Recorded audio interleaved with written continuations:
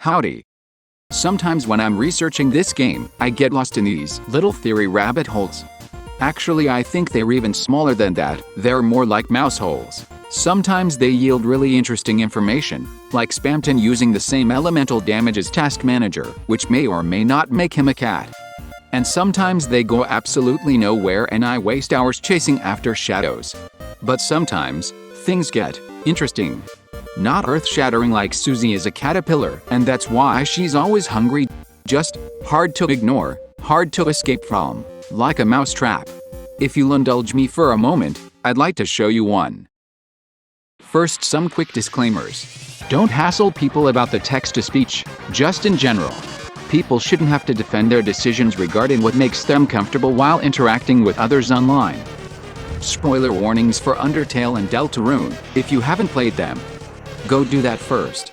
And finally, content warning. This video contains depictions of the following: psychological abuse, depictions of violence, peer pressuring people into murder, gaslighting, mass murder, self-harm, threats of harm, stalking, etc.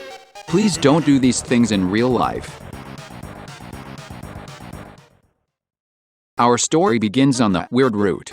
A lovely patron pointed out that there's actually different dialogue depending on how you end this Snowgrave fight with Berdly. You can end the run right here by saying, "I'm protecting her from you." You can beat him up the normal way, or you can use glare until he surrenders. This is already kind of interesting because I don't recall anything like this being a feature of Undertale's genocide run. You can, of course, fail at different points by failing to meet the kill quota, similar to Snowgrave, but you can't mess up a boss fight by killing them the wrong way, even though we thought we could for a while there with Neo because of this line. But I digress. It's weird to me that your dialogue and spells change so dramatically based on such tiny decisions you make in this fight. Also, this animation was buggy and I got curious about it. So, I ran a stream. It was so terribly boring that everyone fell asleep and I forgot to save it. But while I was playing around, giving Berdly the stare down, something weird happened. I accidentally hit fight with Noelle. Now normally, when you hit fight, you can actually sort of cancel that decision by just refusing to hit the button again during the attack. In Undertale, this actually counts as choosing to spare, and you can spare Toriel and Papyrus by doing this. But when I tried that here, this happened. Noelle. I did not tell her to do that. She just hit Berdly in the face of her own volition. Will she do it again? Wow. Okay. What was I doing before? Trying to figure out the nuances of failing the weird route? Well, cancel everything because this is more interesting. So I did it again, and found that no matter what, Chris and Noelle would always hit Berdly in this battle, even if I told them to miss, and I had no idea why. Oh, okay, I guess that's just how this fight works, I said, reloading the fight and playing with Ice Shock. Maybe one more fight for giggles. What? She missed. So you can miss. Is this a narrative thing? Maybe it only happens if Berdly hits her. No. Berdly never touched her last time, so it's not revenge. Is it if I use Wake? Like maybe she's taking power out of my hands?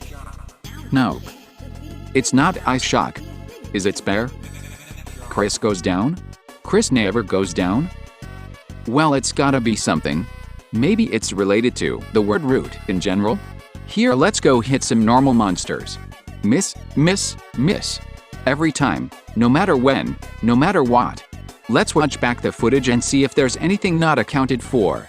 Ice Shock swing miss, swing turn 1 miss, glare swing hit, glare, spare hit.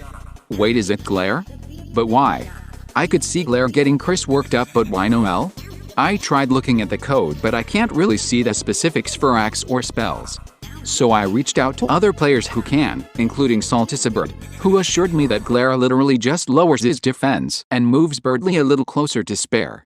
That can't be all there is to it though, because there are definitely other ways to lower a monster's defense. For example, you can lower Jevel's defense occasionally with a Pirouette, and when we do this everyone still misses Jevel. So what's Noelle's problem with Berdly? Is he just that annoying? Well, if glare really just affects defense, then maybe that's the culprit. Berdly's defense starts at 0, so glaring lowers it into the negatives. It's possible that if your defense is negative and you try to miss, you'll hit anyway. But how to test that without hacks? Well, as mentioned, there's two ways I know of to lower defense in this game. Glare, which is specific to Berdly, and Pirouette, which is on Jevil, but Jevil poses a bit of a challenge.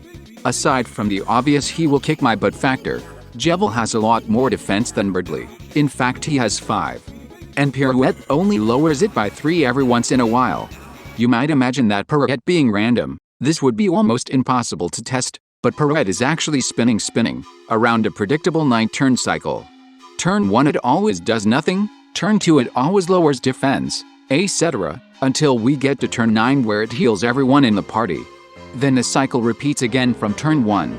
So to get Jevil below 0 defense, we have to survive long enough to Pirouette at least twice. If Chris is down on turn 2 or turn 11, we miss our chance, and have to hang on for another 9 turns. See, this is why I'm not a streaming channel. My stream absolutely thinks I'm insane, pausing after every turn to update the turn counter, and making no real effort to actually defeat the boss. To everyone else, this is the world's most boring Jevil fight. But to a nerd like me, the stakes have never been lower, yet the suspense has never been higher. Doing pretty good. This is our second cycle. Just gotta update the turn counter. Wait, Jevil, you're supposed to pause while you're talking. No. Why? Up. If I Pirouette, I have to survive without getting hit, but if I heal, I have to wait another 9 turns before I can Pirouette again. Just gotta. Ouch. Okay, attempt number 2, turn 7. Turn 8. Oh god, Ralsei's almost dead. Hang in there, just 3 more turns. Turn 9, loops back to 1, Pirouette to bring him to -1. Just gotta survive and... Haha. Case closed. If the target's defense is less than 0, you will always hit on the fight command even if you try to miss by not pressing the buttons. Does this matter? I mean, I doubt it. It's a pretty obscure game mechanic, so it'd be pretty weird if Toby included it as a major feature of the plot. But even so, I can't help but flash back to Chapter 1, when Susie was beating the ever-loving pumpkin juice out of Lancer, and as the player I was utterly helpless to stop it. We lost our mercy button in Undertale, and we've seen the fight button get pressed on its own as well, so when Spampton offers me those S-poisons, and I see even the tiniest hint that I might be unable to stop my party members from killing people in the future, I mean, I'll take all the hints on stopping that I can get. So, yes, Spampton, I am stocking up for the winter. That cold winter.